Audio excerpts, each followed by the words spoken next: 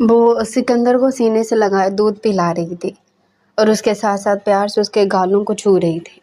اس کے وہم و گمان میں بھی نہیں تھا کہ سردار ہاشم خان دروازے پر کھڑا اسے پراسرار نگاہوں سے دیکھ رہا ہے۔ جب اس نے اپنے چہرے پر کسی کی نظروں کی تپش کو محسوس کیا تو بے ساختہ اس نے نگاہیں اٹھا کر دیکھا اور وہیں پر ہی محمل خانزادی کا دل دھڑکنا رک گیا۔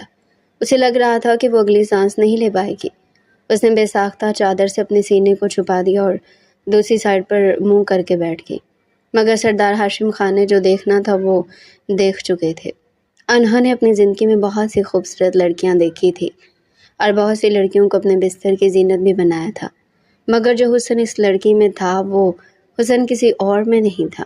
بلا شک وہ نسوانی حسن سے مالا مال تھے۔ وہ جب بھی اسے دیکھتے تھے تو انہیں خود پر کنٹرول کرنا مشکل لگنے لگتا تھا۔ وہ لمبے لمبے ڈنگ بڑھتے ہوئے کمرے کے اندر داخل ہوئے تو وہ مزید گھبرا گئی۔ اس نے اپنا سر جھکا لیا تھا۔ سردار صاحب، کیا آپ کو کوئی کام ہے؟ ہاں، مجھے تم سے ایک بہت ہی ضروری کام ہے۔ سکندر کو دودھ پلا کر میرے پاس میرے کمرے میں آ جانا۔ مجھے تم سے بہت اہم موضوع پر گفتگو کرنی ہے۔ وہ پیار سے اس کے بالوں کی لٹ کو اس کے کانوں کے پیچھے اڑستے ہوئے بولی۔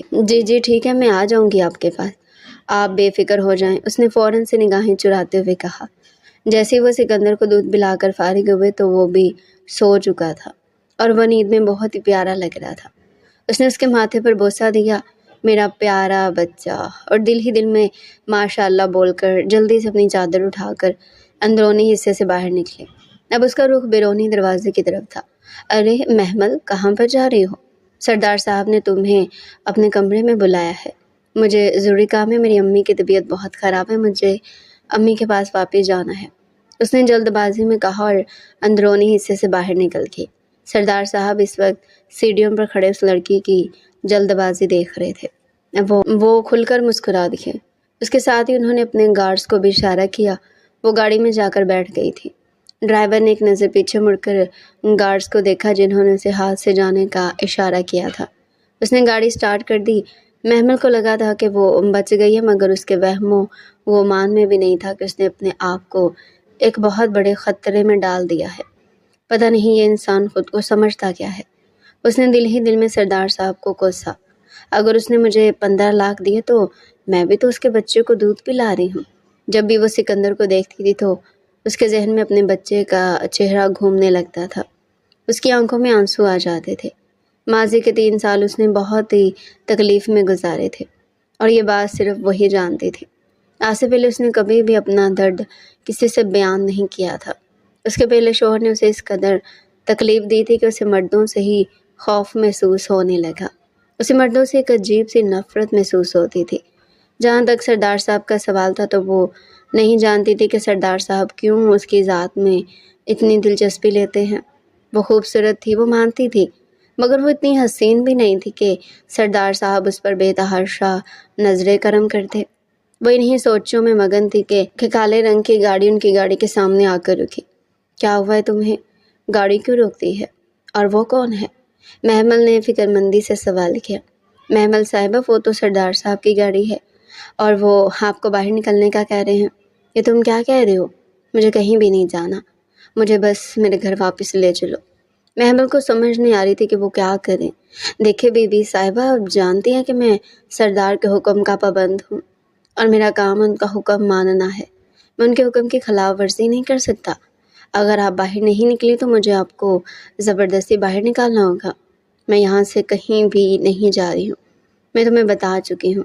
مجھے اپنی امی کے گھر جانا ہے، مجھے میری امی کے گھر چھوڑ دو، وہ غصے سے چلائی تھی۔ اسی وقت ہی سردار ہاشم خان اپنی گاڑی سے باہر نکلا اور اسے ہاتھ سے باہر آنے کا اشارہ کیا۔ وہ گاڑی سے نکلی۔ آپ نے مجھے کہا تھا کہ میرا تعلق صرف اور صرف آپ کی آبائی حویلی سے ہوگا، اس کے علاوہ آپ مجھے کہیں پر بھی چلنے کے لیے مجبور نہیں کریں گے۔ لڑکی، تم بہت زیادہ بولتی ہو اور تمہیں پتہ ہے کہ مجھے زیادہ باتیں کرنے والی عورتیں پسند نہیں ہیں۔ تم جانتی بھی ہو کہ عورتوں کی فضول کی بک بک سن کر میرے سر میں درد ہونے لگتا ہے۔ خاموشی سے جا کر میری گاڑی میں بیٹھو، دوبارہ مجھے تمہاری کوئی بھی آواز سنائی نہ دے، ورنہ مجھ سے برا کوئی بھی نہیں ہوگا۔ اسے سنجیدگی سے ہدایت کر کے وہ خود فرنٹ سیٹ پر بیٹھ چکا تھا۔ اس نے اپنے گارڈز کو بھی وہاں سے جانے کی ہدایت کر دی تھی۔ وہ خاموشی سے اس کے پہلو میں جا کر بیٹھی۔ ہم کہاں پر جا رہے ہیں؟ کیا میں نے تمہیں سوال کرنے کا حق دیا ہے؟ وہ الٹا اس سے پوچھنے لگا تو اس نے معصومیت سے نفی میں سر ہلا دیا۔ تم اس قدر خوبصورت کیوں ہو؟ وہ کہے بغیر نہیں رہ سکا تھا۔ میں خوبصورت نہیں ہوں، بس باقی عورتوں جیسی ہوں، مگر جو کشش مجھے تم میں نظر آتی ہے وہ مجھے کسی اور عورت میں نہیں ملتی۔ اس کا کیا مطلب ہے کہ آپ مجھے استعمال کریں گے؟ میں تمہیں استعمال تو نہیں کر رہا ہوں، بس تم سے چھوٹا سا فائدہ اٹھاؤں گا۔ آخر کو میں نے تمہیں 15 لاکھ کی رقم دی ہے۔ وہ رقم آپ کے بچے کو دودھ پلانے کے عوض تھی۔ میں تمہیں مزید 15 لاکھ دوں گا۔ تم ایک رات میرے ساتھ گزارو۔ آپ پاگل تو نہیں ہو گئے ہیں؟ یا آپ کس طرح کی باتیں کر رہے ہیں؟ وہ اونچی آواز میں چلائی تھی۔ اپنی آواز نیچی رکھو اور میری بات غور سے سنو۔ تم بھی جانتی ہو کہ تمہارے پاس انکار کی کوئی گنجائش نہیں ہے۔ اگر تم منع کرو گی تب بھی میں تمہارے ساتھ زبردستی کروں گا، کیونکہ تم مجھے پسند آ گئی ہو۔ تم مجھے اپنے دل کے قریب لگنے لگی ہو، اور جب تک میں تمہیں اپنے بستر کی زینت نہیں بناتا تب تک میرا دل بھی چین سے نہیں بیٹھے گا۔ آپ اس قدر ظالم کیسے ہو سکتے ہیں؟ آپ کیسے کسی کے جذبات کے ساتھ کھیل سکتے ہیں؟ آپ کو ایسا کیوں لگتا ہے کہ آپ ہر کسی کو اپنی مرضی سے چلا سکتے ہیں؟ کیونکہ میری جان، میرے پاس پیسہ ہے، اور آج کل پیسے کی بدولت کچھ بھی ہو سکتا ہے۔ یہ بات تو تم بھی جانتی تھی کہ میری تم پر غلط نگاہ ہے۔ اس کے باوجود بھی تم نے اس حویلی میں کام کرنے کا فیصلہ کیا اور پھر میرے بچے کو دودھ پلانے کا بھی فیصلہ کیا۔ خود ہی سوچو کہ وجہ کیا تھی۔ صرف اور صرف وہ 15 لاکھ جسے تم اپنی ماں کا علاج کروانا چاہتی ہو۔ تم مزید 15 لاکھ اور اپنی زندگی سیٹ کر لو۔ تمہیں اس سے بڑھ کر اور کیا چاہیے؟ آپ کو لگتا ہے کہ آپ کسی کے احساسات خرید سکتے ہیں، تو یہ آپ کی غلط فہمی ہے۔ مجھے تمہارے احساسات سے کوئی دلچسپی نہیں ہے۔ مجھے صرف اور صرف تمہارا یہ خوبصورت جسم چاہیے، اور اسے حاصل کرنے کے لیے میں ہر طرح کی قیمت دینے کے لیے تیار ہوں۔ میں آپ کی کوئی بھی فضول بات نہیں مانوں گی۔ میں تم سے پوچھ نہیں رہا، بلکہ تمہیں حکم دے رہا ہوں۔ تم میری حویلی میں کام کرنے والی عورت ہو، اور تم پر میرا بہت بڑا ادھار بھی ہے جو تم نے چکانا ہے۔ آپ کس ادھار کی بات کر رہے ہیں؟ اسے اپنی آواز کسی گہری کھائی سے آتی ہوئی معلوم ہوئی تھی، مگر ہاشم خان نے اس کی کسی بھی بات کا جواب نہیں دیا۔ گاڑی اس کے پرانے ڈیرے کے سامنے آ کر رکی تھی۔ وہ بھی ایک بہت بڑی حویلی تھی، مگر وہاں پر دور تک کسی کا نام و نشان نہیں تھا۔ تھوڑی دیر پہلے اس نے اپنے ایک ملازم کو ہدایت کر دی تھی کہ وہ حویلی کھول دے اور خود وہاں سے چلا جائے۔ سردار ہاشم خان اس کا بازو پکڑ کر اسے زبردستی حویلی کے اندر لے کر چلا گیا اور اسے بیڈ پر لے جا کر زور سے دھکا دیا۔ اس کے ساتھ ہی وہ اپنی شرٹ کے بٹن بھی کھولنے لگا تھا۔ آپ میرے ساتھ زبردستی نہیں کر سکتے ہیں، یہ ظلم ہے، وہ روتے ہوئے بولی تھی۔ دیکھیں، میں آپ کی ہر بات ماننے کے لیے تیار ہوں۔ آپ مجھ سے نکاح کر لیں۔ وہ نہیں جانتی تھی کہ اس میں اتنی ہمت کیسے آئی ہے۔ اس کی بات سن کر ہاشم کا ہاتھ اپنے بٹن پر رک گیا تھا۔ وہ حیرت سے اس کے چہرے کے وہ دیکھنے لگا اور پھر کھلکھلا کر ہنسنے لگا۔ کیا کہا تم نے؟ ایک بار پھر سے کہو، تم کیا بات کر رہی ہو؟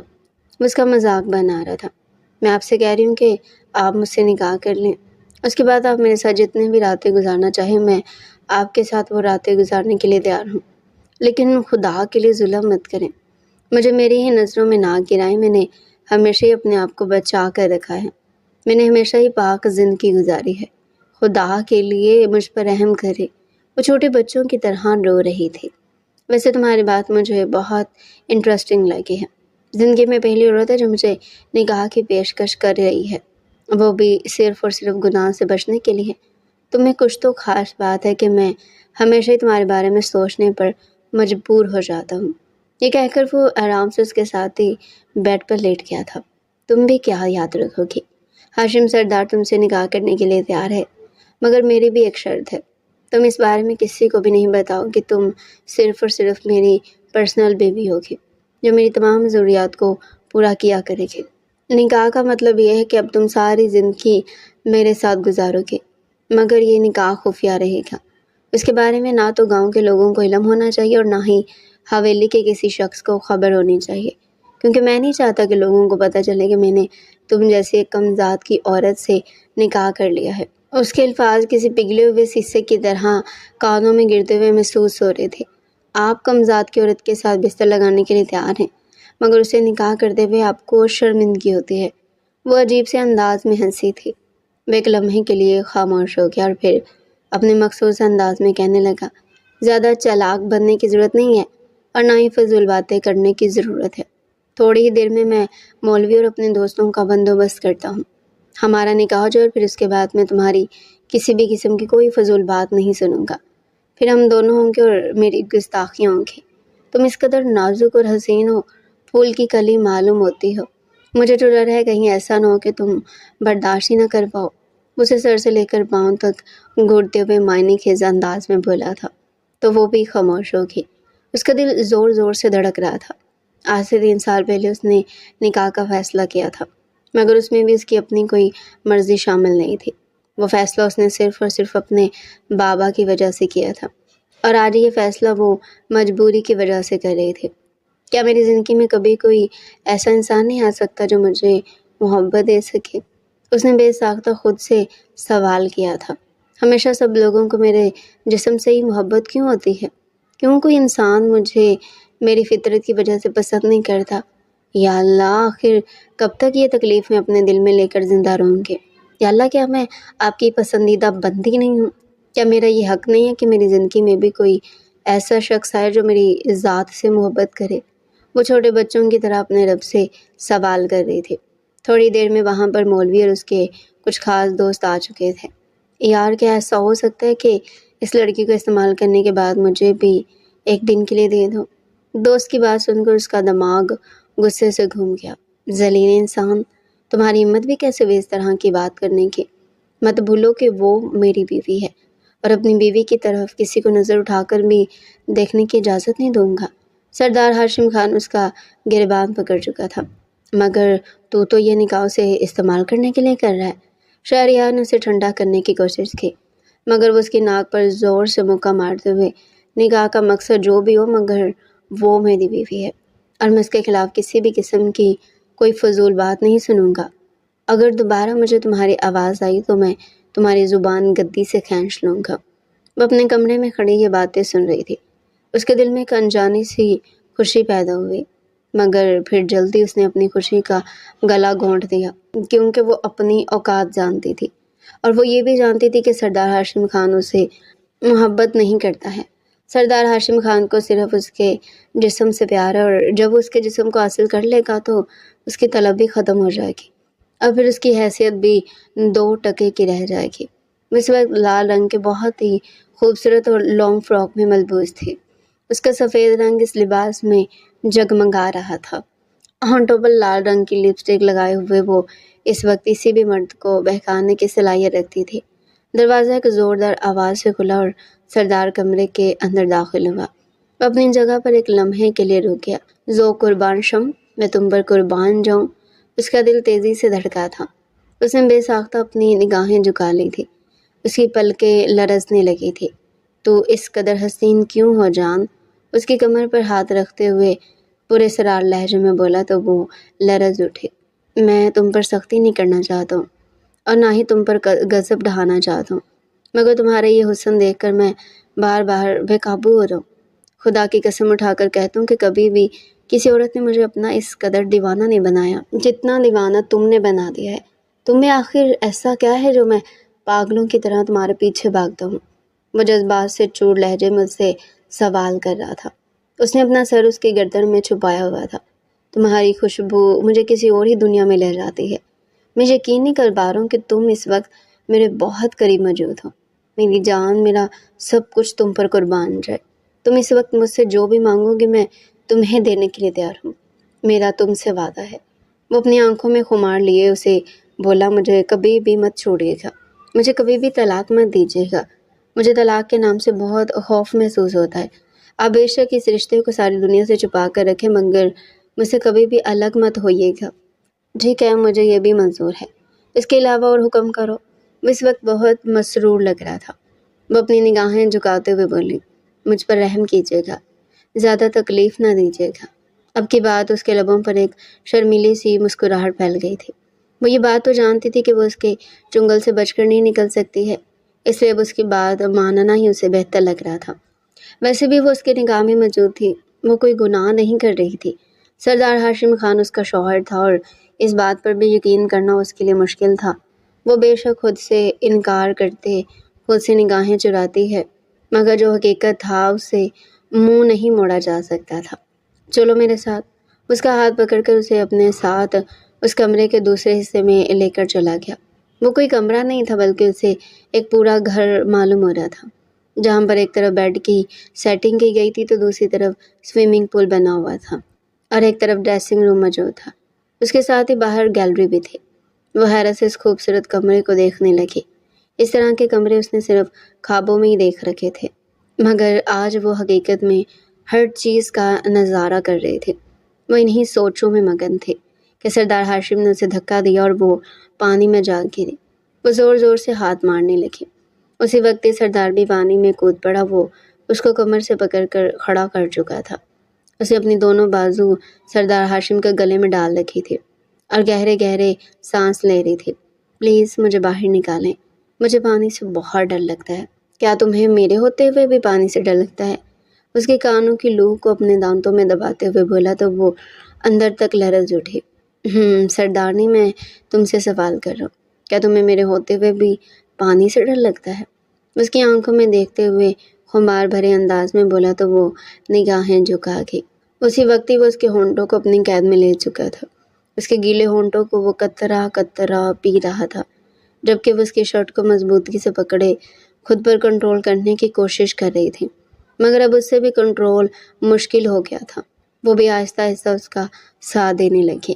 وہ دونوں ایک دوسرے میں گم ہونے لگے تھے۔ وہ بار بار پانی میں گرتی جبکہ وہ اسے پکڑ کر اٹھا لیتا تھا، کبھی اس کی گردن کو کاٹتا تھا تو کبھی اس کے ہونٹوں کو قید کر لیتا تھا۔ اس بیچاری کی حالت خراب ہونے لگی تھی۔ اس نے اس کے سینے پر ہاتھ رکھا اور پھولی ہوئی سانسوں سے بولی، پلیز بس کر جائیں، ابھی تو میں نے کچھ کیا ہی نہیں ہے میری جان، ابھی تو میں نے شروعات ہی نہیں کی اور تم ابھی سے تھک گئی ہو۔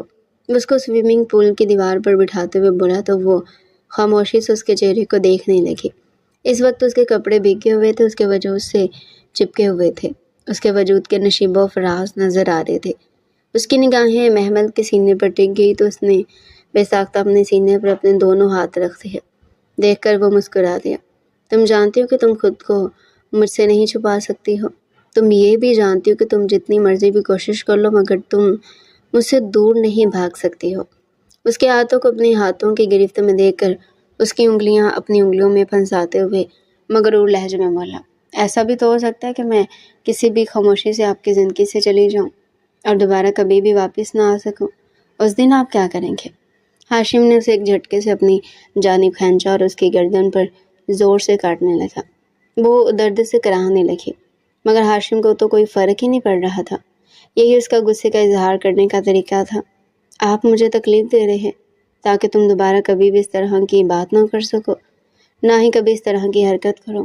اسے غصے سے گھٹتے ہوئے کہا، اگر تم نے مجھ سے دور جانے کے بارے میں سوچا تو خدا کی قسم اٹھا کر کہتا ہوں کہ اگر تم زمین کے اندر بھی دفن ہوئی تو تمہیں وہاں سے بھی باہر نکال آؤں گا۔ میں کبھی بھی تمہیں خود سے دور جانے کی اجازت نہیں دوں گا، مگر آپ تو مجھ سے محبت نہیں کرتے ہیں۔ آپ نے تو یہ شادی صرف اور صرف میرے وجود کو حاصل کرنے کے لیے کی تھی، تو یہ بات بھی میں صرف اسی وجہ سے کہہ رہا ہوں۔ اس کو اپنے بازوؤں میں اٹھا کر وہ ایک بار پھر بستر کی طرف بڑھ گیا اور پھر پوری رات وہ روتی رہی، تڑپتی رہی، مگر ہاشم صاحب کو اس پر ذرا بھی ترس نہیں آیا تھا۔ صبح جب وہ سو کر اٹھا تو اس کے بازو میں سر رکھ کر گہری نیند سو رہی تھی۔ اس نے پیار سے اس کے بالوں کو کانوں کے پیچھے کیا تو وہ سائڈ پر ہو کر لیٹ کر، یہ دیکھو، اسے غصہ آیا۔ اس نے بازو پکڑ کر اسے دوبارہ سے اپنی جانب موڑا، دوبارہ میری طرف پیٹ کر کے سونے کی کوشش مت کرنا، مجھے یہ سب کچھ پسند نہیں ہے۔ اسے انگلی اٹھا کر دھمکی آمیز لہجے میں بولا تو وہ برے برے منہ بنانے لگی۔ ہاشم کو اس کی بے ساختہ پیار آ رہا تھا۔ آخر تم چوز کیا ہو؟ تم کیوں مجھے اتنی اچھی لگنے لگی ہو؟ اس کے گالوں کو کھینچتے ہوئے بولا، میں آپ سے ناراض ہوں، آپ مجھ سے بات نہ کریں۔ اس کو اب بالکل بیویوں جیسے نخرے دکھا رہی تھی اور ہاشم بھی اس کے سارے نخرے اٹھا رہا تھا۔ سکندر اس کا تو خیال ہی نہیں آیا۔ گھر میں اس نے دادی جان کو تنگ کیا ہوگا۔ ہاشم کا دھیان اپنے بیٹے کی طرف گیا تو وہ بھی اس کے لیے پریشان ہوگی۔ ہاں، اس نے تو میرا وہ بات کرتے کرتے خاموش ہوگی۔ ہاشم کی نگاہیں دوبارہ سے اس کی چھاتی پر ٹکی۔ اس نے جلدی سے ہاتھ رکھ لیا۔ اب نہیں پلیز، میں نے تو کچھ کہا بھی نہیں، وہ معصومیت سے بولا تو وہ آنکھیں چھوٹی چھوٹی کر کے اسے گھورنے لگی۔ میں آپ کو اچھی طرح سے جانتی ہوں، آپ یہ جو معصوم بنتے ہیں نا، میں آپ کے اصلیت سے واقف ہوں۔ چلو جلدی سے اٹھو، چلتے ہیں۔ اس سے پہلے کہ میں پھر سے بگڑ جاؤں اور وہ اسے دھمکی میز لہجے میں بولا تو وہ بھی تیزی سے اٹھ کر فریش ہونے کے لیے بھاگی۔ اس کی سپیڈ دیکھ کر وہ کھلکھلا کر ہنس رہا تھا۔ وہ جیسے ہی نہا کر فارغ ہوئی، اسے احساس ہوا کہ وہ اپنے کپڑے باہر ہی بھول آئی ہے۔ اب اسے سچ میں پریشانی ہونے لگی تھی۔ سب سے زیادہ ڈر اسے ہاشم سے لگ رہا تھا۔ ابھی بڑی مشکل سے اس نے اس شخص سے اپنی جان چھڑوائی تھی۔ اپنے ایک بار پھر سے یہ سوچ کر ہی اس کی روح کانپ گئی۔ خود تو اسے اس کے علاوہ اور کوئی کام ہے ہی نہیں، مجھے بھی اپنے ساتھ ساتھ ویلا سمجھ رکھا ہے، وہ دل ہی دل میں سے کوس رہی تھی۔ اس نے تھوڑا سا موبائل نکالا اور ہاشم کو پکارا، جو کہ بالکنی میں کھڑا تھا اور مسکرا رہا تھا۔ وہ جانتا تھا کہ جلد بازی میں وہ کپڑے لے کر نہیں آئی اور اب اسی لیے اس کی حالت پر ہاشم کو بے تحاشا ہنسی آ رہی ہے۔ وہ اپنے منہ سے ایک لفظ بھی نہیں بولا، کیونکہ اسے معلوم تھا کہ جب وہ یہ دیکھے گی کہ وہاں پر ہاشم موجود نہیں ہے تو وہ خود ہی باہر آ جائے گی۔ ایسا ہی ہوا۔ تھوڑی دیر گزری تھی کہ وہ واش روم کے دروازے کے باہر کھڑی تھی، مگر اسے دیکھ کر ہاشم اپنی جگہ پر جم گیا تھا۔ وہ ہر باری اسے پہلے سے زیادہ حسین لگتی تھی۔ اس وقت بھی اس نے اپنے آپ کو تولیے میں لپیٹ رکھا تھا، جس نے اس کی سفید رنگ کی خوبصورت ٹانگیں صاف نظر آ رہی تھی۔ رات کو اس نے لائٹ بند کر دی تھی، یہ سب بھی اس نے صرف اور صرف اسی کے کہنے پر کیا تھا، ورنہ ہاشم کو تو وہ ویسے بھی شرم نہیں آتی تھی۔ وہ اس وقت الماری کے سامنے کھڑی اپنے لیے کپڑے نکال رہی تھی۔ اسے دوبارہ سے اپنی پیٹھ پر کسی کی انگلیوں کا لمس محسوس ہوا اور پھر اچانک کسی نے اپنی ٹھوڑی اس کے کندھے پر آ کر رکھی۔ اسے لگا تھا کہ وہ اگلی سانس نہیں لے پائے گی۔ آپ یہاں پر؟ اس نے کانپتی ہوئی آواز میں پوچھا۔ تو میں کہاں جا سکتا ہوں؟ جہاں پر میری خوبصورت بیگم موجود ہوگی میں بھی وہیں پر ہی موجود ہوں گا نا۔ اگر تو تمہیں لگتا ہے کہ میں تمہیں اکیلا چھوڑوں گا تو یہ تمہاری غلط فہمی ہے۔ میں مر جاؤں گا مگر کبھی بھی تمہیں خود سے دور نہیں کروں گا۔ وہ ایک بار پھر سے بہکنے لگا تھا۔ سکندر گھر پر ہمارا انتظار کر رہا تو کوئی بات نہیں، میں اسے کہہ دوں گا کہ تمہارے لیے ایک نیا بھائی لانے کی کوشش کر رہے ہیں۔ آپ یہ کس طرح کی باتیں کر رہے ہیں؟ وہ شرما گئی۔ بھائی بات تو بالکل صاف ہے، مجھے بس ایک اور بیٹا چاہیے اور وہ بیٹا تم ہی پیدا کرو گی۔ مگر آپ نے تو کہا تھا کہ آپ مجھے ساری دنیا کے سامنے نہیں لائیں گے۔ یہ سن کر وہ چند لمحوں کے لیے خاموش ہو گیا۔ ہم اس بارے میں کسی اور دن بات کریں گے، پہلے میری بات غور سے سنو۔ نہیں، میں نے آپ کی بات نہیں سننی۔ اس کے ہاتھوں سے نکلنے کی کوشش کرنے لگی، مگر ایک بار پھر سے وہ پھنس چکے تھے اور اسے یہ بھی اندازہ ہو گیا تھا کہ اب اس انسان کے چنگل سے نکلنا مشکل ہی نہیں ناممکن ہے۔ وہ بس خاموشی سے اس کے چہرے کو دیکھتی رہ گئی۔ جب اپنی محبت لوٹا کر فارغ ہوا تو وہ ایک بار پھر سے اس کے سینے پر سر رکھ کر لیٹ گئی اور اس کی آنکھوں نے دیکھتے ہوئے کہنے لگے کہ تم مجھے کبھی دھوکہ تو نہیں دو گے؟ تم مجھے کبھی اکیلا تو نہیں چھوڑو گے؟ نہیں، میں ایسا کبھی بھی نہیں کروں گا۔ تم جیسی حسین عورت کو میں کبھی بھی نہیں چھوڑ سکتا ہوں۔ وہ جذبات اسے چور لہجے میں بولا تھا۔ اگر کسی دن یہ حسن ڈل گیا تو ایک دم وہ بھی خاموش ہو گیا۔ فی الحال اس طرح کی باتیں مت کرو، تم بہت حسین ہو اور اپنے حسن کی داد وصول کرو۔ تم عورتوں کی یہی بات مجھے بہت زہر لگتی ہے، تم عورتیں حال میں نہیں جیتی ہو، بلکہ تم لوگوں کو مستقبل کی فکر شروع ہو جاتی ہے کہ بعد میں نہ جانے کیا ہو جائے گا۔ ارے فی الحال جو کچھ ہو رہا ہے نا، اس کو قبول کرو اور اس کو انجوائے کرو۔ اس کا لہجہ یکدم ہی بیزار ہو گیا تھا اور یہ بات اس نے اچھے طریقے سے محسوس کی تھی۔ اس کا دل کٹ کر رہ گیا۔ جب وہ اس کے ساتھ حویلی کے اندر داخل ہوئی تو سامنے کھڑی شخصیت کو دیکھ کر اسے لگا کہ اس کے قدموں کے نیچے سے زمین نکل گئی ہے۔ وہاں پر کوئی اور نہیں بلکہ سردار ہاشم خان کی سابقہ بیوی کھڑی تھی۔ اس نے سردار ہاشم خان سے طلاق لے کر کسی اور مرد سے شادی کر لی تھی اور اب اس مرد نے دوبارہ اسے طلاق دے دی تو واپس حویلی چلی گئی۔ السلام علیکم ہاشم صاحب، کیسے ہیں آپ؟ وہ آگے کی طرف بڑھی، اس سے پہلے کہ وہ اس کے گلے لگتی ہاشم نے نفرت سے اپنا منہ پھیر لیا۔ تم یہاں پر کیوں آئی ہو؟ یہاں سے دفع ہو جاؤ، میں تمہاری شکل بھی نہیں دیکھنا چاہتا ہوں۔ ارے آپ کسی بھی خوش فہمی میں گرفتار مت ہو، میں تو یہاں پر اپنی خالہ جان سے ملنے کے لیے آئی ہوں اور اپنے بیٹے کو لینے کے لیے آئی ہوں۔ تمہارا اس کے ساتھ کوئی تعلق نہیں ہے۔ اگر تم نے اس کا نام لیا تو میں تمہاری زبان گدی سے کھینچ لوں گا۔ ایسا کیسے کہہ سکتے ہیں آپ؟ میں نے اس بیٹے کو جنم دیا، میں اس کی ماں ہوں اور میرے قدموں کے نیچے اس کی جنت ہے۔ آپ جتنی مرضی کوشش کیوں نہ کر لیں، آپ اس حقیقت سے منہ نہیں پھیر سکتے ہیں۔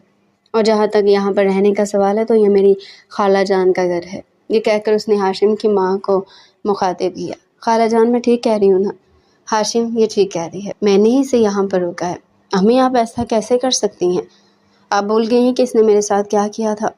وہ ماضی کی باتیں ہیں، فی الحال ان کو نہ چھیڑو اور میرے ساتھ میرے کمرے میں چلو، میں نے تم سے ایک بہت ضروری بات کرنی ہے۔ وہ اسے لے کر وہاں سے چلی گئی تھی۔ اب پیچھے محمل خانزادی اور زیستہ خانزادی کھڑے تھے۔ تو تم ہو وہ حسین بری جس کے اوپر سے میرے سابقہ شوہر کی نظریں نہیں ہٹ رہی ہیں؟ اسے سر سے لے کر پاؤں تک دیکھتے ہوئے ایک عجیب سے انداز سے بولی۔ میں تم سے پوچھنا تو نہیں چاہتی ہوں کیونکہ تمہارے چہرے پر چمکنے والی رنگ اور تمہاری آنکھوں میں موجود پیاری سی چمک مجھے سب کچھ بتا چکی ہے، کہ تم مجھے بتاؤ کہ تم اس کے ساتھ ایک رات گزارنے کے کتنے پیسے لیے؟ میں نے تو تمہارے بارے میں یہ بھی سنا تھا کہ تم بہت ہی باعزت اور خوددار لڑکی ہو، مگر تمہاری حالت دیکھ کر اب مجھے اپنا یہ خیال بھی غلط ہوتا ہوا دکھائی دے رہا ہے۔ یہ آپ کیا کہہ رہی ہیں؟ وہ شرم سے چور ہوتے ہوئے بولی۔ میں جو کہہ رہی ہوں نا بالکل سچ کہہ رہی ہوں۔ تم کل کی رات کو اس کے ساتھ اس کے پرانے بنگلے میں موجود تھے اور وہ پوری رات تم لوگوں نے ایک ساتھ گزاری ہے۔ یہ کہہ کر وہ ذرا سی آگے کو جھکی۔ تم یہ سوچتی ہوگی کہ میں اپنے شوہر کو چھوڑ کر اسے مکمل طور پر بھول چکی ہوں، تو یہ تمہاری غلط فہمی ہے۔ میں تمہارا اسی لیے آئی ہوں تاکہ اسے حاصل کر سکوں، اور تم جیسی عورتوں کو اپنے راستے سے کیسے ہٹانا ہے یہ میں بہت اچھے طریقے سے جانتی ہوں۔ جہاں تک میرا خیال ہے تو میرے بیٹے کی ماں واپس آ گئی ہے، تمہاری اب یہاں پر کوئی ضرورت نہیں ہے۔ اس کے سینے پر ایک نظر ڈالتی ہوئی نخفت سے بولی تو وہ شرم سے چور چور ہوگی۔ میں یہاں پر اس وقت تک نہیں جاؤں گی جب تک سردار ہاشم مجھے جانے کے لیے نہیں کہیں گے۔ یہ سن کر زیست کھلکھلا کر ہنسنے لگی۔ مجھے نہیں لگتا کہ وہ کبھی کسی خوبصورت عورت کو خود اپنی زندگی سے نکلنے کے لیے کہے گا۔ تم سوچ بھی نہیں سکتی ہو کہ وہ حسن کے پیچھے کس قدر پاگل ہو جاتا ہے۔ مگر تمہیں ایک اور راز کی بات بتا دیتی ہوں۔ ایک بار جب وہ اس حسن کو پورا استعمال کر لیتا ہے تو وہ اس کی طرف نظر اٹھا کر دیکھنا بھی پسند نہیں کرتا۔ مگر میں اپنی ایک بات گارنٹی سے کہہ سکتی ہوں کہ اگر آج بھی میں اس کے ساتھ جاؤں تو وہ میرے علاوہ ہر چیز بھول جائے۔ یہ کہہ کر اس نے ملازمہ کو آواز دی۔ اس کا ہاتھ پکڑا اور اسے حویلی سے باہر دفع کرو۔ میں دوبارہ اس کو اس حویلی میں نہ دیکھوں۔ اگر مجھے یہ یہاں نظر آ گئی تو میں تم سے حساب لوں گی۔ جی بی بی صاحبہ، جیسا آپ کہیں۔ یہ کہہ کر ملازمہ نے اس کا ہاتھ پکڑا اور اسے کھینچتے ہوئے باہر لے جانے لگی۔ محمل نے ایک بار خود کو چھڑانے کی کوشش کی تھی، مگر پھر چپ ہو گئی تھی۔ آخر وہ کیا سوچ کر خود کو چھڑوا رہی تھی؟ آخر اس کا اس حویلی کے ساتھ تعلق ہی کیا تھا؟ وہ عورت ٹھیک ہی تو کہہ رہی تھی کہ اب اس کا کام ختم ہو گیا ہے، سکندر کی ماں واپس آ گئی تھی، تو کیا اس کے ساتھ اس کا اور ہاشم کا رشتہ بھی ختم ہو گیا تھا؟ یہ سوچ کر ہی اس کی آنکھوں میں آنسو چمکنے لگے۔ یا اللہ، مجھے صبر عظیم عطا فرما، میں دوبارہ سے اس تکلیف نہیں گزرنا چاہتی ہوں جس تکلیف سے میں پہلے گزری تھی۔ یا اللہ، اس بار مجھے ٹوٹنے سے بچا دینا۔ یا اللہ، اس بار مجھے سنبھال لینا۔ میں آپ کے سامنے گڑ گڑا کر آپ سے دعا طلب کرتی ہوں۔ پورا راستہ وہ روتی رہی تھی۔ جب وہ گھر کے اندر داخل ہوئی تو سامنے کا منظر دیکھ کر اسے اپنی آنکھوں پر یقین ہی نہیں آیا۔ چارپائی صحن میں پڑی ہوئی تھی، آس پاس بہت ساری عورتیں جمع تھیں۔ ابھی کچھ دن پہلے ہی تو اس کی ماں کا آپریشن ہوا تھا اور ڈاکٹر نے اسے تسلی دی تھی کہ سب کچھ ٹھیک ہو جائے گا، آپ کو کسی بھی چیز کی ٹینشن لینے کی ضرورت نہیں ہے۔ اور اسی آپریشن کے لیے تو اس نے پہلے 15 لاکھ سردار ہاشم صاحب سے لیے تھے، لیکن یہ کوئی فائدہ نہیں ہوا، تو وہ 15 لاکھ کا کام آئے اور نہ ہی اس کی دی ہوئی قربانیاں کام آئی۔ اس کی ماں پھر بھی اس فانی دنیا سے پرواز کر گئی۔ ٹھیک ہے کسی نے کہ جانے والے کو کون روک سکتا ہے، اور ویسے بھی موت کا وقت تو متعین ہے، انسان جتنی مرضی کوششیں کیوں نہ کر لے پہلے، لیکن ہوتا بھی ہے جو رب کی رضا ہوتی ہے۔ اس کو اپنی دنیا ویران ہوتے ہوئے نظر آ رہی تھی۔ وہ وہی زمین پر گر گئی، اس کی آنکھوں سے تیزی سے آنسو بہنے لگے اور اس کے بعد وہ دہاڑے مار مار کر رونے لگی۔ وہ سینہ پیٹنے والی عورتوں کو بہت برا سمجھتے تھے، لیکن آج وہ سینہ بھی پیٹ رہی تھی اور اپنے بال بھی نوچ رہی تھی۔ آج اسے لگ رہا تھا کہ اس نے سب کچھ ہی کھو دیا ہے، اس کے پاس کچھ بھی باقی نہیں بچا تھا، اور اس کے ساتھ ہی ماضی کے لمحات اس کی آنکھوں کے سامنے گھومنے لگے تھے۔ وہ اس گاؤں کی سب سے خوبصورت لڑکی تھی، وہ لڑکی جس کو کوئی ایک نظر دیکھتا تھا تو اس کا دیوانہ ہو جاتا تھا۔ اس کے بابا کا ایک بہت بڑا کاروبار تھا، وہ بڑی حویلی میں تو نہیں رہتے تھے، لیکن ان کا گھر کسی حویلی سے کم بھی نہیں تھا۔ وہ اس حویلی کی شہزادی تھی۔ اس کی بہت ساری سکھیاں بھی تھیں جن کے ساتھ اکثر ہی وہ گھومنے یا پھر گاؤں کا چکر لگانے کے لیے جاتی تھی۔ اور اسی گاؤں میں ایک بہت بڑا باغ تھا جہاں پر آم کے بڑے بڑے پیڑ لگے ہوئے تھے۔ وہ اپنی سہیلیوں کے ساتھ اکثر ہی دوپہر میں اس باغ میں جا کر بیٹھ جاتی تھی۔ سردار ہاشم خان نے اپنی زندگی ملک سے باہر گزاری تھی۔ جب وہ 18 سال کا ہوا تب وہ ملک واپس آیا، اور پھر ایک دن اسی باغ میں اس نے اس حسینہ کو دیکھا۔ وہ پہلی نظر میں اس کا دیوانہ ہو گیا تھا۔ اس بات میں کوئی شک نہیں تھا کہ وہ چاند کا ٹکڑا معلوم ہوتی تھی۔ محمل کو جب اس نے دیکھا تھا تو دیکھتا ہی رہ گیا تھا، اور اسے اپنا دل بھی اپنے سینے سے نکلتا ہوا محسوس ہوا تھا۔ اس نے محمل سے بات کرنے کی کوشش کی تو محمل نے اس کے چہرے پر ایک زوردار تھپڑ مار دیا اور نفرت بھرے انداز میں کہا کہ تم جیسے انسان سے شادی کرنے سے اچھا میں کسی کنویں میں چھلانگ لگا دوں۔ تم نے اپنی شکل دیکھی ہے؟ اس وقت سردار ہاشم خان پر جوانی ٹوٹ کر برس رہی تھی، جس کی وجہ سے اس کے چہرے پر بہت سے دانے بھی نکلے ہوئے تھے، لیکن اس نے ڈاکٹر سے چیک اپ کروایا تھا۔ ڈاکٹر نے اسے تسلی دی تھی کہ جب تھوڑا سا وقت گزرے گا تو یہ دانے بھی ختم ہو جائیں گے۔ سردار ہاشم خان اس وقت بہت غصے میں آ گیا تھا، اور اس نے پھر یہ بھی فیصلہ کر لیا تھا کہ وہ اس عورت کو ساری دنیا کے سامنے ذلیل و رسوا کر دے گا۔ مگر پھر اگلے دن امریکہ میں بیٹھی اس کی دادی جان کی طبیعت بہت خراب ہو گئی اور ان کو صبح صبح ہی وہاں جانے کے لیے نکلنا پڑا۔ دوسری طرف محمل بھی آگے بڑھنے کی ضد کر رہی تھی، اس لیے اس نے کالج میں ایڈمیشن لے لیا اور اپنی خالہ کے پاس لاہور چلی گئی۔ تھوڑا ٹائم گزرا تو اس کے اماں ابا بھی اس کے پیچھے ہی چلے گئے، کیونکہ وہ اپنی بیٹی کے بغیر نہیں رہ سکتے تھے۔ وقت تیزی سے گزرتا چلا جا رہا تھا۔ اس نے کالج کے دونوں سال بہت اچھے طریقے سے پاس کر لیے تھے۔ وہ بہت لائق تھی، پورے کالج میں اسی کا ہی نام گونجتا تھا۔ نہ صرف لڑکے بلکہ لڑکیاں بھی اس سے بات کرنے کے لیے بے چین رہتے تھے، اور وہ اس سب سے بھی بہت اچھے طریقے سے واقف تھی، بہت سے زیادہ مغرور تھی۔ ایک دن اس کے لیے ایک بہت بڑے خاندان سے رشتہ آیا۔ یہ رشتہ اس کے بابا کے دوست لائے تھے۔ وہ یہ شادی نہیں کرنا چاہتے تھے، مگر اپنے بابا کی وجہ سے مجبور ہو گئی تھی۔ اس کے بابا کی طبیعت خراب رہتی تھی۔ ان کی خواہش تھی کہ وہ کرنے سے پہلے اپنی بیٹی کا ہاتھ کسی اچھے خاندان میں دے کر جائیں، اور اسی وجہ سے انہوں نے محمل پر دباؤ ڈالا تھا۔ وہ بنا چاہتے ہوئے شادی کے لیے تیار ہو گئی۔ شادی کی پہلی رات ہی اس کے شوہر نے اس کو اس کی اوقات یاد دلا دی تھی۔ اس کے شوہر کو نہ تو اس کے حسن سے کوئی دلچسپی تھی، بلکہ وہ الٹا اس سے جلتا تھا۔ اس پر شک کرتا تھا کہ تم اپنے اس حسن کی وجہ سے نہ جانے کتنے لوگوں کو اپنے جال میں پھنسا چکی ہوگی۔ وہ نہ صرف اسے ذہنی اذیت دیتا تھا، بلکہ اس کے ساتھ ساتھ اسے جسمانی مار بھی دیتا تھا۔ وہ روتی تھی، تڑپتی تھی، اس کی منتیں کرتی تھی، اس کے سامنے ہاتھ چھوڑتی تھی، مگر اس کے شوہر کو تو جیسے کوئی فرق ہی نہیں پڑتا تھا۔ وقت گزرنے کے ساتھ ساتھ وہ بہت زیادہ ٹوٹتی چلی جا رہی تھی۔ اس کا حسن بھی مانند بڑھتا جا رہا تھا۔ 1 سال کے بعد اللہ تعالیٰ نے اسے بہت ہی پیارے بیٹے سے نوازا۔ اسے لگا تھا کہ اس کی زندگی مکمل ہو گئی ہے، مگر یہ بھی اس کی غلط فہمی تھی۔ اس کے شوہر نے کسی اور عورت کو پسند کر رکھا تھا۔ بیٹے کی پیدائش ہوئی اور اس نے اپنی بیوی کو طلاق دی تھی۔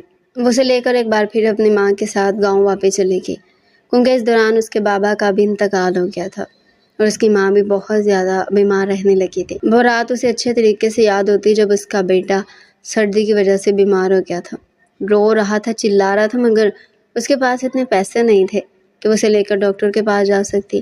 محلے کا بھی کوئی شخص اسے ادھار دینے کے لیے تیار نہیں تھا، کیونکہ انہوں نے پہلے سب سے بہت سارے پیسے لے رکھے تھے، اور پھر اسے صبح اس کے بیٹے کا بھی انتقال ہو گیا۔ اس دن کے بعد اسے اپنی ذات سے بھی شدید نفرت ہو گئی تھی۔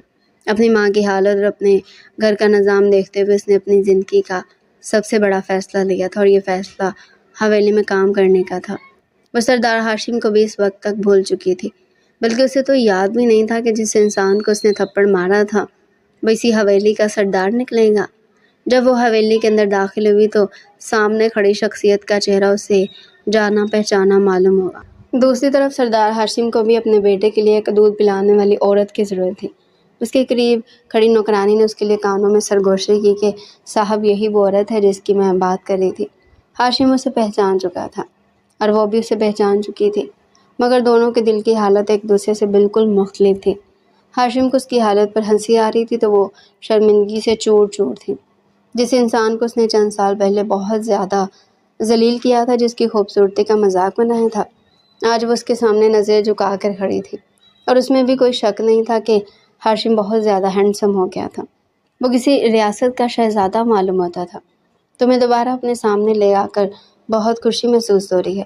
شاید تم وہ دن بھول گئی ہوگی مگر میں وہ دن نہیں بھولا ہوں۔ خیر، میں ماضی کو اپنے سامنے رکھ کر کوئی فیصلہ نہیں کرتا ہوں۔